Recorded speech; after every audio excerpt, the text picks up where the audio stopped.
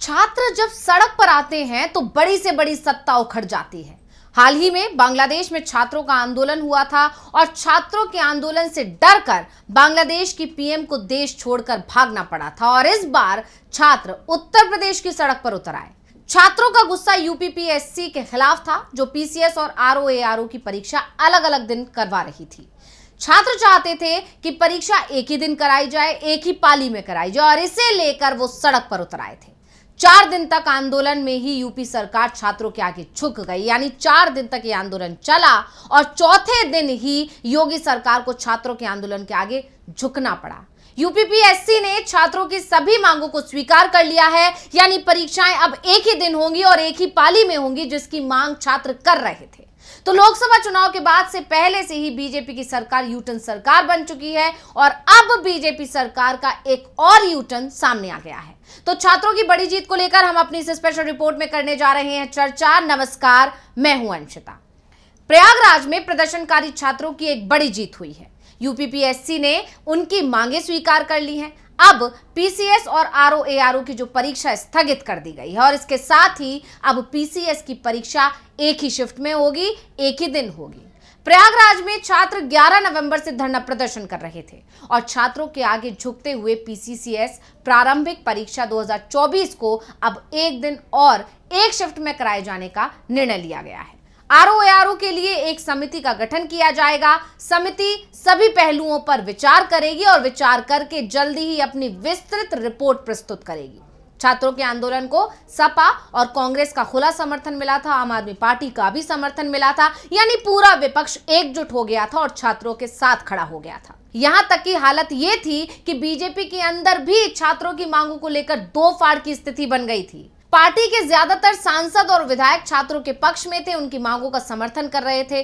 खुद केशव प्रसाद मौर्य, जो कि डिप्टी सीएम है राज्य के, उन्होंने भी अपने बयान में कहा था कि छात्रों की मांगों को सुनना चाहिए, उस पर विचार करना चाहिए। क्या कुछ बोले थे, पहले सुन लेते हैं। बच्चों की जो मांगे हैं उसको सरकार गंभीरता से ले रही है और नॉर्मलाइजेशन को लेकर के ही उनके सवाल हैं और छात्रों के साथ, युवाओं के साथ भारतीय जनता पार्टी सदा खड़ी थी और अधिकारियों को निर्देश दिए गए हैं कि छात्रों से बातचीत करके उसका जो उचित समाधान है वो निकालें और बच्चों का समय पढ़ाई में लगे, आंदोलन में लगाने की जरूरत ना पड़े। अब जब छात्रों का प्रदर्शन उग्र होता जा रहा था, बढ़ता जा रहा था, इसके साथ ही हर तरफ से योगी सरकार पर दबाव बढ़ रहा था, इसके बाद राज्य के सीएम योगी आदित्यनाथ ने भी छात्रों की मांगों पर संज्ञान लिया और यूपीपीएससी को कदम उठाने के लिए निर्देश दे दिए। अब हम आपको बताते हैं कि आखिर पूरा मामला क्या था, क्यों बवाल मचा हुआ था। तो आपको बता दें कि नवंबर की शुरुआत में उत्तर प्रदेश लोक सेवा आयोग यानी यूपीपीएससी ने पीसीएस प्रीलिम्स, आरओएआरओ प्रीलिम्स एग्जाम 2024 की नई तारीख जारी की थी। ये दोनों परीक्षाएं दिसंबर महीने में आयोजित कराने की बात कही गई थी। पीसीएस प्रीलिम्स परीक्षा 7 और 8 दिसंबर 2024 को होनी थी, जबकि आरओएआरओ प्रीलिम्स एग्जाम 22 और 23 दिसंबर को कराना तय किया गया था। पीसीएस परीक्षा यूपी के 41 जनपदों में 2 शिफ्ट में होनी थी, जबकि आरओएआरओ प्रीलिम्स एग्जाम 3 शिफ्ट में आयोजित करने का कार्यक्रम जारी किया गया था। उत्तर प्रदेश लोक सेवा आयोग की आरओएआरओ प्रारंभिक परीक्षा 22 और 23 दिसंबर को होनी थी। इसी तरह 22 तारीख को पहली शिफ्ट में ये पेपर सुबह 9 बजे से 12 बजे तक होना था और दूसरी शिफ्ट में 2:30 से 5:30 बजे तक परीक्षा होनी थी, जबकि 23 तारीख को तीसरी शिफ्ट में यह परीक्षा सुबह 9 बजे से 12 बजे तक आयोजित होनी थी। ये तय किया गया था। बता दें कि इस परीक्षा में करीब 10 लाख परीक्षार्थियों को शामिल होना था। पहले भी ये परीक्षा 2 बार स्थगित हो चुकी है। ये परीक्षा 27 अक्टूबर को निर्धारित थी, लेकिन आयोग ने 16 अक्टूबर को इस परीक्षा को स्थगित कर दिया था। इसी तरह इससे पहले ये परीक्षा 17 मार्च 2024 को होनी थी, लेकिन पेपर लीक की अटकलों के कारण परीक्षा को स्थगित करके तारीख को आगे बढ़ा दिया गया था। ऐसे में जब तीसरी बार परीक्षा होने की बात सामने आई तो छात्रों ने राहत की सांस ली, लेकिन जैसे ही तारीखें सामने आई और परीक्षा किस तरह होगी ये सब सामने आया, खबर फैली कि परीक्षा 2 दिन और 4 पालियों में हो सकती है, तो छात्रों का गुस्सा फूट पड़ा था और छात्रों ने प्रदर्शन करना शुरू कर दिया।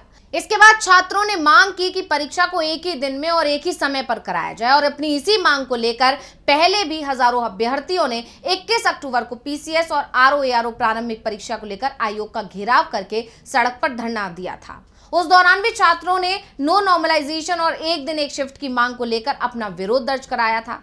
इसके साथ ही छात्रों ने हैशटैग आंदोलन भी चलाया था। आयोग के निर्णय से नाखुश अभ्यर्थियों ने सोशल मीडिया पर हैशटैग अभियान चलाकर भी इसका विरोध किया था। एक्स पर hashtag UPPSC ROARO one shift नाम से चलाए गए अभियान को 2,40,000 अभ्यर्थियों ने अपना समर्थन दिया था। तो छात्रों का कहना था कि 2 पालियों में परीक्षा कराए जाने से उन्हें नॉर्मलाइजेशन का खामियाजा भुगतना पड़ेगा, जो उनको नुकसान पहुंचा सकता है। दरअसल 5 नवंबर को जब परीक्षा का शेड्यूल सामने आया तो छात्रों का गुस्सा फूट पड़ा। छात्रों की सबसे पहली मांग जो थी वो ये थी कि अभ्यर्थी नहीं चाहते हैं कि परीक्षा 2 दिन और 1 से अधिक पालियों में आयोजित कराई जाए। इसके साथ ही वो चाहते थे कि परीक्षा में मूल्यांकन के लिए नॉर्मलाइजेशन फॉर्मूले का इस्तेमाल बिल्कुल नहीं किया जाना चाहिए। इसके लिए अभ्यर्थियों ने सुप्रीम कोर्ट के आदेश का हवाला भी दिया था। आदेश का हवाला देते हुए ये कहा था कि आयोग भर्ती प्रक्रिया के बीच में नियमों में बदलाव नहीं कर सकता है। अभ्यर्थियों ने इसके खिलाफ न्यायालय में याचिका दाखिल करने का भी निर्णय लिया हुआ है। परीक्षा तिथियां जारी करने के साथ ही आयोग ने 1 से ज्यादा शिफ्टों में होने वाली प्रारंभिक परीक्षा के लिए मूल्यांकन फॉर्मूला भी जारी किया था। छात्र परीक्षा को 2 दिन कराए जाने और इसमें नॉर्मलाइजेशन लागू करने के निर्णय का लगातार विरोध कर रहे थे। छात्रों की मांग थी कि दोनों परीक्षाओं को एक ही दिन एक ही शिफ्ट में आयोजित किया जाए और मूल्यांकन के लिए नॉर्मलाइजेशन फॉर्मूला तो लागू न किया जाए, क्योंकि दरअसल इससे छात्रों को यह टेंशन थी कि जिन छात्रों ने अच्छा स्कोर किया होगा शायद नॉर्मलाइजेशन प्रक्रिया के चलते उनके नंबर कम दिखाए जाएं और जिन छात्रों ने एवरेज स्कोर किया है उनके नंबर शायद अच्छे आ जाएं। तो अब आपको ये भी बताते हैं कि यूपीपीएससी की तरफ से जो नॉर्मलाइजेशन की बात कही गई थी वो आखिर है क्या है नॉर्मलाइजेशन फॉर्मूला जिसका विरोध कर रहे थे छात्र, जिसके लिए राजी नहीं थे छात्र। तो नॉर्मलाइजेशन फॉर्मूले के अनुसार किसी उम्मीदवार का प्रतिशत स्कोर जानने के लिए उसके द्वारा यानी उसकी तरफ से हासिल किए गए अंकों के बराबर या उससे कम अंक हासिल करने वाले सभी उम्मीदवारों की संख्या और उस शिफ्ट में उपस्थित कुल उम्मीदवारों की कुल संख्या के भागफल को 100 से गुणा करना होगा। आयोग ने कहा कि उम्मीदवारों के प्रतिशत स्कोर दशमलव के बाद 6 अंकों यानी 0.000000% तक हो सकते हैं। परीक्षा को अलग अलग पालियों में कराने को लेकर यूपीपीएससी की तरफ से कहा गया कि यूपीपीएससी को पीसीएस प्रारंभिक परीक्षा 2024 के लिए प्रदेश के 75 जिलों में 1758 केंद्रों की जरूरत थी, लेकिन आयोग को 55% ही केंद्र मिल सके थे। पीसीएस प्रारंभिक परीक्षा 2024 के लिए 57,654 अभ्यर्थी पंजीकृत हैं और आयोग को जिलाधिकारियों के माध्यम से मानक के अनुसार 978 परीक्षा केंद्रों की ही सहमति प्राप्त हुई थी, यानी कि मिली थी। परीक्षा को अलग अलग पालियों में कराने को लेकर यूपीपीएससी की तरफ से ये कहा गया था, यानी ये सफाई दी गई थी कि यूपीपीएससी को पीसीएस प्रारंभिक परीक्षा 2024 के लिए प्रदेश के 75 जिलों में 1,758 केंद्रों की जरूरत थी, लेकिन आयोग को 55% ही केंद्र मिल सके थे, यानी आधे से थोड़े ज्यादा।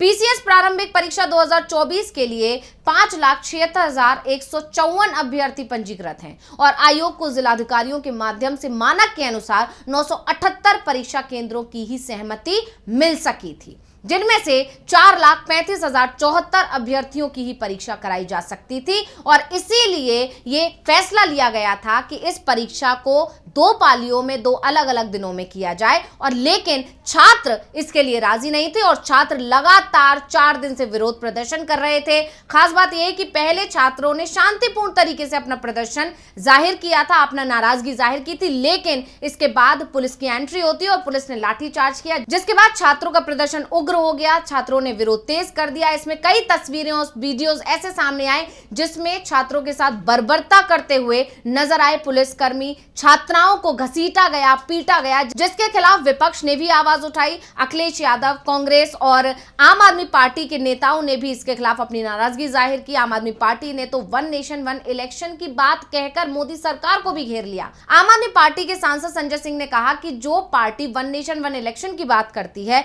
वो एक परीक्षा भी एक दिन में एक ही शिफ्ट में नहीं करवा पा रही है, तो वन नेशन वन इलेक्शन कैसे करवा पाएगी। तो इस तरह के तमाम आरोप बीजेपी पर लगे, मोदी सरकार पर लगे, योगी सरकार पर लगे और विपक्ष का दबाव बढ़ता चला गया। अब क्योंकि विपक्ष लगातार दबाव बना रहा था, इधर छात्रों का प्रदर्शन भी बढ़ता चला जा रहा था और छात्रों की नाराजगी का खामियाजा लोकसभा चुनाव के नतीजों में दिख चुका है। लोकसभा चुनाव में बीजेपी भुगत चुकी है। ऐसे में राजनीति के जानकारों का दावा है कि बीजेपी उपचुनाव में कोई भी नुकसान नहीं चाहती थी, इसलिए योगी सरकार ने उपचुनाव के मतदान से पहले यह फैसला लेकर छात्रों को खुश करने की कोशिश की है, छात्रों को मनाने की कोशिश की है। अब योगी सरकार की यह कोशिश कामयाब हो पाएगी या नहीं हो पाएगी, ये तो आने वाला वक्त बताएगा जब 23 तारीख को नतीजे आएंगे। फिलहाल योगी सरकार बेहद दबाव में है और छात्रों के प्रदर्शन ने उसको घुटने टेकने पर मजबूर कर दिया है। तो रिपोर्ट आपको कैसी लगी, हमें कमेंट करके अपनी राय जरूर दीजिएगा। इसी के साथ मुझे दीजिए इजाजत। देखते रहिए डीवी लाइव। नमस्कार।